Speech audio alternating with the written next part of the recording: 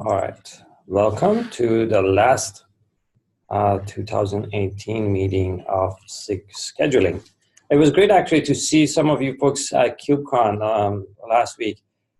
I guess I saw you, Mayank, for the first time. It was great meeting you, and also a few other folks. Meeting them in person was great. KubeCon was useful for getting some feedback from customers. There has been a lot of questions regarding scalability of the scheduler.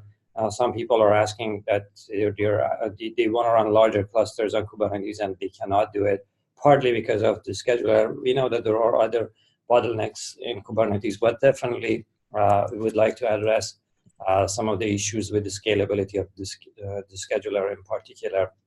And hopefully we can do that in the next quarter and maybe further work in the following ones. There has been some questions regarding scheduling framework. A lot of people are waiting for that. They would like to customize the scheduler for their own workloads. We have a tentative plan to have some of these extension points in 1.14, and hopefully we can go from there. We are still kind of like going back and forth about the interface for plugins. Jonathan is working on those. Hopefully he can basically change that and make it a little bit more generic and usable and sort of future-proof. We'll see how that goes. But anyhow, our plan is to have something usable in 1.14, and then probably in 1.15 we want to have a fully fledged scheduling framework with a lot of extension points and something that we can use for building our own scheduler, basically moving our own priority and predicate functions, and hopefully all the preemption logic to a plugin. That's about KubeCon. I have been to a few talks which were quite useful and interesting. I hope you also enjoyed KubeCon. Any comments about that before we go to some of the items that we have? Oh, I haven't updated, but I'll let you ask questions. I have an update about a bug that we found in the scheduler. Okay, Bobby, the question that I have is, did we capture anything like on some docs for the questions that we have got from customers or the people who have been using it, especially that feedback that would be useful on the scalability side? Sure. Yeah, sure. I can actually write something down. So the scalability questions are basically around usually two topics. One, throughput of the scheduler. Some people want to have a higher throughput of the scheduler. The other part. So an example was Uber. Uber was comparing Kubernetes to the system that they have built in-house. And they were saying that their system is a lot more performant compared to Kubernetes. Although I feel like some of their numbers were a little off. So we have some scalability numbers that are not fully sort of agreeing with those numbers that they presented. Maybe they had a slightly different setup, or maybe they had measured something slightly differently. But anyhow, one request is basically having higher throughput. The other question is supporting larger clusters. Mm-hmm. Kubernetes scheduler does not have much problem with larger clusters. Of course, it would require more memory, but still the memory usage and everything is not something completely unreasonable. So I don't see any huge issues with raising the size of the cluster for the scheduler. However, it depends on what are the expectations for throughput. If you raise the schedulers, if you raise the cluster size to like 10,000 nodes, for example, Kubernetes scheduler throughput is going to drop to maybe, I don't know, 20, 30 pods at maximum per second, which may not be acceptable for everyone. So these are basically the two main things that are related to us as a scheduling. But we know that Kubernetes has some other issues around the scalability as well. So the number of pods in the system, the number of namespaces in the system, the number of volumes that you can attach to nodes, and DNS records, IP table records, and rules, and all of those can become an issue if you go beyond a certain size in the cluster. Yeah. Okay. Sorry, go ahead. Yeah. Sorry. Yeah, the other thing that I wanted to ask is the scale a concern for most of the people? Meaning, like I've seen people telling that they've started using federation and all that. Did you notice that pattern in this KubeCon too? So, there are some folks who have done this. So, for example, I was at a talk by Atlassian. Those guys have done a something like this. Instead of having small number of large clusters, they have gone with large number of relatively small clusters, not very small, but relatively small clusters. So yes, that's an option, but oftentimes it doesn't work perfectly for all customers. One of the issues with smaller clusters is that you cannot raise resource utilization to a great level. Yeah. So when you give like a cluster to, let's say, different clusters. I'm sorry, say that again. Administering different clusters, managing them has become like kind of a problem. Is what managing definitely is an issue. Yeah. No doubt about that. But even if you build tools to manage large number of clusters, still you cannot achieve high resource utilization in a large number of small clusters, as opposed to a large cluster that has a lot of nodes. Partly because it's similar to like sharing. It's if you basically give a cluster to one or two teams, and let's say those guys always submit their jobs at their let's say daytime, and then once the work hours are over, the cluster remains empty. But if you share it among, if the cluster is larger, you share it among 50 teams, then chances are there is at least a few teams, all times of the 24 hours that have some workloads to run your cluster. So when you share it, usually resource utilization is higher. You can overcommit your resources, and many of these are available to you, which don't exist in smaller clusters. Or by don't exist, I mean, it usually doesn't happen in smaller clusters. Yeah, thank you. Yeah, sure. And one thing I want to amend is that for scalability problem, actually, we notice the scheduler is not in the critical part. I mean, is not only one bottleneck in the scalability. Actually, the etcd and API server path is very, it matters a lot. So if you check the etcd upstream, you can see that we are trying to solve this problem.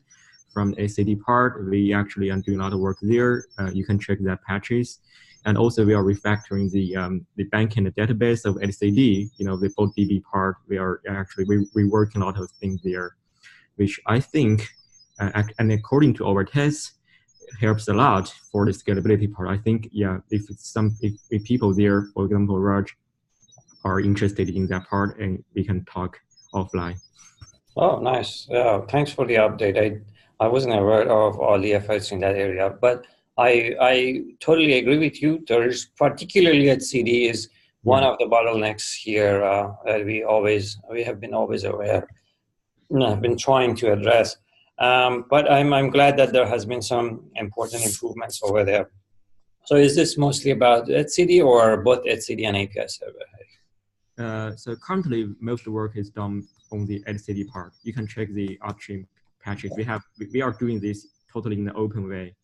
Everything is almost on the upstream. You can check the PRs, but after that, we will also do something like indexing part in the API server part, and that will also help a lot. And also how to split events from etcd, so we can support much larger cluster. And yeah. You mean two separate etcds, one for events and one for the normal resources or the objects that we are storing? Sorry, can you say again? So is this like two HCDs, one for events and the other for normal? It's different like that. So it's basically like we will use another backend to serve the events part. It's actually not the LCD anymore. Oh, okay. Mm-hmm. Because we already tried this events, like separating out events into another HCD. The results were good, but I do not know if we compare them with other backend that you are suggesting. Currently, you are already able to separate. I mean, use two LCD to serve events separately, but we are working on another backend to do that, which will be much better actually. All right, that's great, and I agree with the point that you have made. Like scheduler is not on the critical path for the scalability. Yeah. We will share more when we achieve the all of everything here. So I think it's a good direction. So is that a new feature? Because API server currently doesn't support different backend other than HCD, right? It's not only API server part, it's LCD part. Yeah. All right. That's good. So, yeah, but scheduler is not the bottleneck, the main bottleneck here, but scheduler is certainly a problem in large clusters. And if you go like 5,000 node clusters, the scheduler becomes a problem. I mean, etcd, of course, becomes a problem if you create a lot of objects as well. But even with, etcd can handle a certain number of objects. And if you want to have like a throughput of 100 pods or more, you cannot get it in a 5,000 node cluster. At least today, you cannot get it. So that's why we are trying to address those as well. So scalability in general, scalability of Kubernetes, I'm particularly referring to, of course, in general is a problem that cannot be solved by fixing one component. This is a team effort, and many teams need to contribute to make it more scalable. As I said, there are many areas that need improvement, and scheduler is probably one of those. All right, so one more update about the scheduler. We identified a relatively serious issue in the preemption logic. Basically, there is a race condition between setting a nominated node name for a pod and the next scheduling cycle. So when we basically set the nominated node name for a pod in first scheduling cycle for, let's say, pod number 1, then the next scheduling cycle for pod number 2 may start before that nominated node event has arrived. As a result, the scheduler may not see this nominated node name before starting the next scheduling cycle. This could cause the scheduler to place some pods on a node that is nominated for another pod. More details exist in the bug that I filed. I just sent it over the chat window. We are trying to address that. I will hopefully send a PR today or tomorrow. Today is unlikely, we will see. Yeah, so that's about that. I also filed a couple of other issues with respect to, actually this is again related to scalability, setting percentage of nodes that we score in each scheduling cycle dynamically if it is not specified as an argument, then the scheduler has a logic that determines the number of percentage of those nodes dynamically. Yeah, so I guess we talked about most of this stuff. Okay, so Mayank, I know that you have been working on moving the event handlers, and I would like to hear your thoughts and see if we can help with those. Right. So I think I discussed that with Jonathan, and basically he was saying we should create a thread. So I started an email thread on the SIG scheduling, which has some thoughts from the GitHub, and then I think the end result of the last discussion was basically that we were trying to see if we can separate the event handler queuing to just so wherever we add to the scheduling queue, we put it in the queue package in scheduler internal queue, and wherever we are adding to the pod queue, which is basically the scheduling queue, we add it to the other package, right? But that was basically the issue that we were discussing was that has an ordering issue where it might happen that an event goes into one of the queues and not in the other. And so if we, I mean, the way we have the code structured in scheduler, if we have that dependency, I don't think we can easily structure that way. So we would, I mean, without doing too much re-architecture, it feels like we would need to have that adding to both the scheduler cache and the pod queue should happen in the same, like together as an atomic operation. So with that in mind, right now, those add event handlers are being called from factory.go, and my current PR moves them to scheduler.go in the outer scheduler framework. So yeah, I guess I have laid out a few other options, like for example, should we move those to a common package parallel to queue and cache? So for example, we have internal queue and internal cache, right? So we do something like internal common and move everything there, or keep the way it is in the current PR, which is in package scheduler. It still moves out of factory.go. Yeah. So those are my thoughts. I don't know if there are other people who have looked at it and have better suggestions than that. I'm happy to like see if there are better suggestions. I'm happy to work on those. Sure. Yeah. So for sure, we have. I actually told Jonathan as well. We definitely have logic dependency on the ordering of updating queue and cache, and we cannot easily get rid of those. So one option is to basically have event handlers in one place, but make that one place aware of the other. So for example, you can move possibly event handlers to the cache, but you pass the pointer of the queue to the cache, so the cache updates the queue as well. But this is not I don't know, this is not necessarily a very clean design either. So we are solving one problem, creating another. Right. Right. So I kind of like the idea of having maybe a separate common package, but it doesn't have to be internal common. It can be like internal, I don't know, event handlers or something like that. Sure. Yeah. So something like that sounds to me like a better option. But I have to actually look at the code eventually to see if it all fits and has no problem. But and maybe what I'll do is like I'll in the same email thread put some pseudo code on what this might look like. Yeah. That will avoid like me doing the PR. So let's brainstorm on that thread. Yeah. I guess the other question is like I think what Jonathan was suggesting was to pass the informers in new cache and new queue so that we can add them inside, right? So if we create a new package and put all the definitions of those event handlers there, then where do we call that from? I guess that's the other question. Yeah, so even if you do that, and let's say you pass those, then you want each of those to install their own event handlers. How do you? Yeah, that's the part I'm not clear. I'll have to take a look at the code.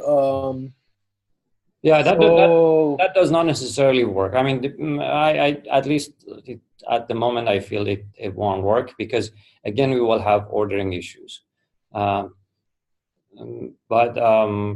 Yeah, maybe Jonathan had a different idea. We can talk with him. But unfortunately, he's not here today. But so I think the main issue here is that we didn't want that event handlers to be in factory.go, which is like the internal part of the scheduler, right? And it doesn't even belong to the factory part. So it does belong to the outer part. So should we should we keep it in the scheduler and not something in internal? It could be something in the internal common or internal event handler as well, but then we'll not be able to call it.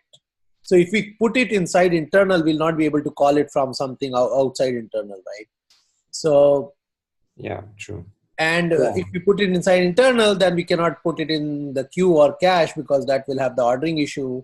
Or the other way to look at it is like call the same event handler from both queue and cache and let the informer handle the duplicate calling. It would be a no-op, right?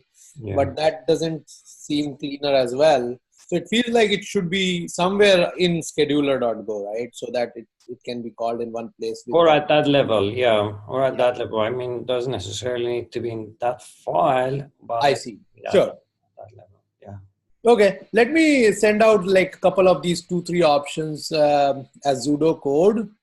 And then I'll please feel free to comment on those ideas. Would it be easier if I put it in a Google Doc or? Yeah, that would be easier, I guess, than email. Usually, I get too many emails. Okay, sounds good. I'll follow up on that. Thanks. Yeah, sure. Okay. Yeah, is there any other updates from you folks? I know that it's kind of like the end of the year, so there may not be a lot of progress on projects, but if there is any updates from you folks, please share them with us. Yeah, we're here. So regarding the feature that to support the path affinity jointly on multiple paths. So basically, the PI is ready, and also the performance test, the benchmark test has been also almost ready. So it doesn't have any significant performance increase comparing the same code base without PR. But I do notice there is slightly 6 or 7% increase. You'll remember that I had also a performance test in 1.13. So the code base are, I think, most of the same. So wait, 1 second, wait. So you have added that. Are we talking about supporting multiple affinity to multiple pods, right? Yeah, correct. So you said there has been performance increase?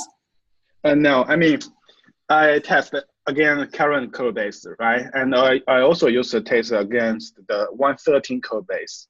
Okay. I mean, we both without my PR, there is some slightly performance increase in these two versions. Yeah. I guess maybe because we have a lot of refactoring, we have a lot of also some like issues like, for example, we added the ordering on the timestamp of the parts of the same priority, right? So I'm not exactly sure it's because of that, but I do see some performance increase. Okay. Well, we have to for performance comparison, we have to compare with the same version. Basically, if you're adding your patch to a head, you have to compare performance with head. We cannot go to a previous release and compare. Yeah. That's just a observation. So the test I did is based on the same code base on 1.14. Yeah. Okay. Yeah, I will send out the detailed testing report later. But I guess there is a good news here, and that's the fact that it at least does not hurt performance much. Yeah. Okay. So I think it's actually quite related with our benchmark testing. So what can hurt performance is that we have a lot of affinity, but that is not an ideal case, right? We usually don't have too many affinity terms. And the other factor might impact performance is that for example, we have a lot of paths can satisfy this, and they are in different topology domains. But in our benchmark test, we just put them in the same zone. So yeah, there's no sorting and an intersection calculation logic. So that logic wasn't hit. So I can suppose that there's no performance in our benchmark. Yeah. Yeah. Well, we can certainly improve the benchmarks to cover more scenarios, and that's something that we definitely should do, because right now our benchmarks are pretty, Yeah, agree. weak. Yeah. All right. Thank you very much for the update. Is there anything else? No, this is it. Okay. And thank you very much, Harry, for the removal of equivalence cache. I know that was a huge effort, because we kept running into issues with rebasing that PR, but finally it's merged. Thank you very much for your help, and we are looking forward to see the next phase of the project. Yeah, thank you. All right. All right, guys. I guess this is the end of our meeting. We're not going to have any meetings in the next 2 weeks because of the holidays, but we're going to restart our meetings in 2019, and I believe it's going to be January 10th or 11th. Let me see. Yeah, January 10th. We're going to have our next meeting. All right. Thank you very much, and happy holidays to everyone. Yeah, happy holidays to everyone. Holidays. Thank Happy you. Christmas. Bye. Bye. Bye.